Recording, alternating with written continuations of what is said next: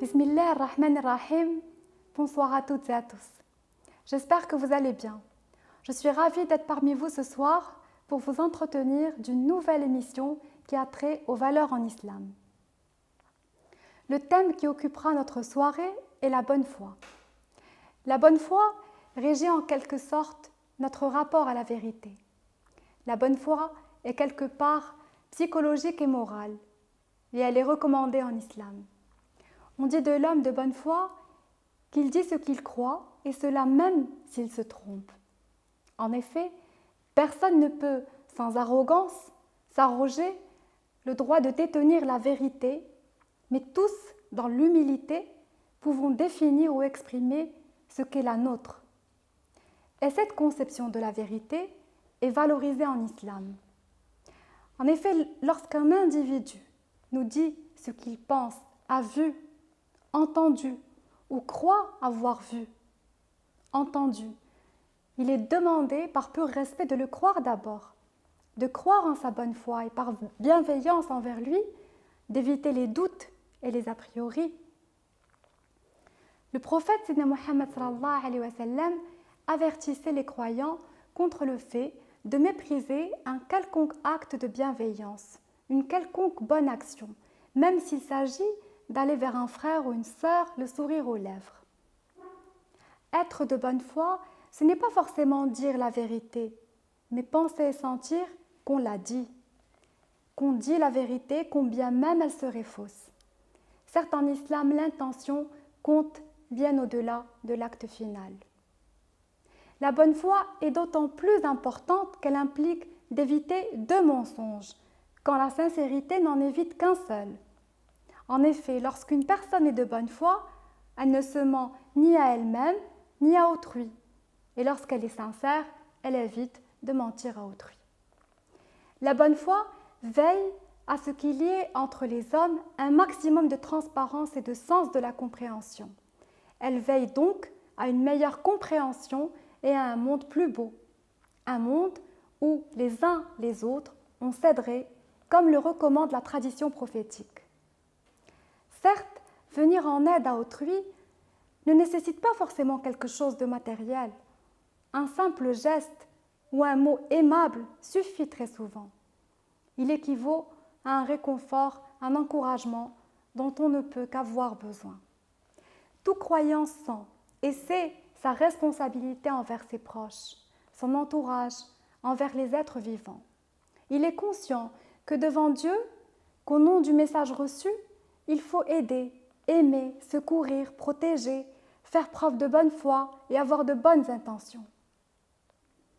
Ce sont les valeurs premières en islam, bien avant les interdits, l'illicite et les soi-disant tabous qu'on nous ressasse souvent. Les imams al-Bukhari et Muslim rapportent le hadith suivant du prophète Sayyidina Muhammad sallallahu alayhi wa sallam qui recommande « Aide ton frère qu'il subisse ou commette un mal ». Un homme répondit alors au messager « Ô messager de Dieu, je peux l'aider quand il subit le mal, mais comment puis-je l'aider s'il en commet un ?» Et le prophète, Sayyidina Muhammad sallallahu alayhi wa sallam, lui dit « En empêchant, ainsi tu peux l'aider. » Le but étant d'aider son frère, ami, voisin ou proche par tous les moyens qui soient toujours dans la douceur, le respect et la bonne foi. L'imam al-Bukhari rapporte à ce sujet que Sayyidina Muhammad fut interrogé à propos de la meilleure foi et qu'il enseigne à tous qu'elle consistait à désirer pour son prochain ce que l'on désire pour soi-même. Nous nous rendons compte à travers ces différents dires du messager que l'essentiel du message tourne autour du comportement que tout croyant se doit d'avoir envers autrui et du sentiment qui le lie à autrui. L'imam al-Bukhari transmet ces paroles du messager Sayyidina Muhammad sallallahu alayhi wa sallam. Aucun de vous ne croira tant qu'il ne souhaitera pas pour son frère ce qu'il souhaite pour lui-même. Le fait de souhaiter pour autrui ce que l'on souhaite pour soi symbolise le croyant compatissant et aimant, toujours prêt à se rendre utile, à alléger et à soulager les peines de ceux qu'il rencontre sur son chemin. Il n'existe probablement pas de bonté absolue sur terre, ni de justice absolue, ni même d'amour absolu.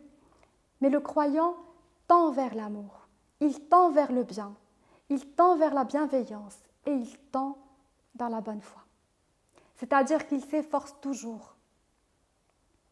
Dieu nous dit dans le Coran, à la sourate 4, verset 36, « Vous devez user de bonté envers vos parents, vos proches, les orphelins, les pauvres, le voisin proche, le compagnon et l'étranger. » Pour résumer ceci, Al-Abi nous rapporte ces paroles magnifiques du prophète, Sidna Muhammad sallallahu alayhi wa sallam, à travers lesquelles il décrit ceux qu'il préfère et ceux qui seront à ses côtés le jour promis. Il dit « Ce sont ceux nantis de la plus haute vertu, pourvus des ailes les plus basses pour abriter les autres, tous ceux qui se laissent approcher et rapprochent. » Effectivement, car si nous réfléchissons un peu, celui qui demande de l'aide et qui n'a pas pu se protéger d'être quémandeur, comment ne pas le préserver de la honte en ne le renvoyant pas les mains vides? Comment ne pas le secourir en le protégeant, au moins en évitant de dévoiler son état de nécessité si tel est son souhait, puisque l'aumône cachée est préférable à celle que le donneur divulgue? Comment ne pas l'aider, au moins en sachant lui dire des mots agréables? Cela est tout ce qui nous restera. Tous ces actes de bonté seront nos richesses au jour promis. À ce propos, Aïcha, épouse du prophète, rapporte qu'avec ce dernier, ils avaient sacrifié un mouton et qu'ils avaient tout donné en juste aumône, sauf une épaule. Le prophète Sidna Muhammad sallallahu alayhi wa sallam lui dit « Tout est resté sauf l'épaule ». Tout ce que nous croyons donner, céder, est ce qui reste au regard de la religion, car c'est au final ce que le croyant retrouvera en tant que bienfait. C'est ce qu'il aura gagné en bien devant Dieu. Dieu est certes l'équitable, il attribue à chacun ce qui lui est dû, mais il est également le très généreux qui donne sans compter. Pour cela, le croyant ne néglige rien, ni les actes de bienveillance, si simples soient-ils, ni même un sourire, grand ou petit, mais un sourire offert de bonne foi. Et surtout, le croyant qui sait ne sous-estime pas les actes de bonté face à ceux d'adoration, car la bienveillance est l'une des principales formes d'adoration. Tout ceci nous est confirmé par ce hadith rapporté également par Al-Abi. Il s'agit d'un homme qui vient voir le prophète et lui parle d'une personne parmi eux qui jeûne toute la journée puis passe la nuit en recueillement, célébrant sans cesse les louanges de Dieu. Après qu'il eut terminé de raconter au prophète Sidna Muhammad sallallahu alayhi wa sallam les œuvres merveilleuses et magnifiques de ce croyant, toutes les pratiques cultuelles auxquelles cet individu s'adonne sans aucun repos, le messager interroge à son tour le questionneur sur les personnes qui se chargent de donner à manger et à boire à ce croyant. Alors l'homme lui répond « Nous tous ». Et le prophète, décidé, sûr et ferme, lui dit « Vous êtes tous bien meilleurs que lui ». Il en découle qu'hormis le fait que prier est un refuge pour le croyant, une miséricorde, comme l'est le jeûne ou toute autre pratique cultuelle, le fait d'aider autrui, de se soucier de ses besoins et de les combler sont des actes bien plus méritoires. Cela est explicable, naturel et normal, vu que Dieu se suffit à lui-même et vu que tous les êtres du monde sont de par leur nature des hommes ou des femmes démunis de quelque chose. Savoir partager, s'aider, aider, secourir par quelque moyen correct qui soit n'est pas facile toujours. C'est une réalité. Mais s'efforcer dans ce sens, se battre pour y arriver, est un acte digne d'un croyant qui, dans sa bonne foi, s'y efforce car il a compris l'essence du message divin, son but et sa finalité première. Et ne se noie pas dans le superficiel et le futile en méprisant l'authentique qui tourne autour du respect de l'acte solidaire et ce qu'il implique comme vertu. Pourquoi donc faire passer un autre message, une autre soi-disant réalité?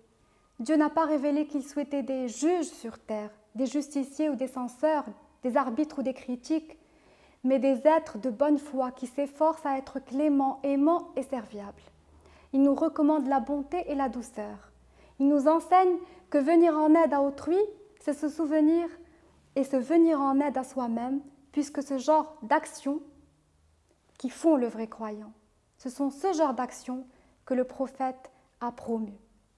qu'aimer pour autrui ce que l'on aimerait pour soi, c'est lutter pour son propre salut, sa propre paix, ici-bas et dans l'au-delà, Inch'Allah.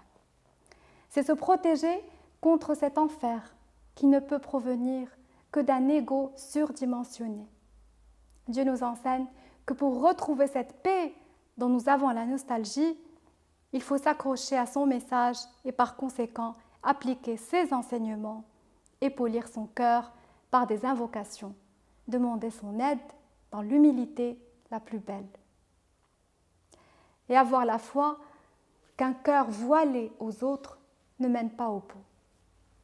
Par exemple, quand on donne, il est recommandé de savoir donner, de le faire dans la discrétion et la pudeur, la bienséance, la décence, la délicatesse, toutes des vertus fondamentales en islam, et jamais dans l'impudence. Le faire dans la bonne foi et sentir que Dieu en a été témoin. Et cela est plus que suffisant pour celui qui cède et partage afin d'être utile pour l'amour du prochain et par suite du Très-Haut. Parmi les différentes branches de la foi, il y a l'abandon de toutes sortes de rancœurs, la patience face à l'adversité, le détachement vis-à-vis des biens de ce monde. Toutes ces différentes vertus se résument en un acte, purifier son âme, ce qui signifie polir son cœur par des efforts constants ou encore s'efforcer, avoir bonne foi toujours. Dans un ouvrage intitulé « Rumi et le soufisme », l'auteur Eva de Vitré relate une histoire particulière qui nous permet de mieux comprendre ce que signifie la purification de l'âme.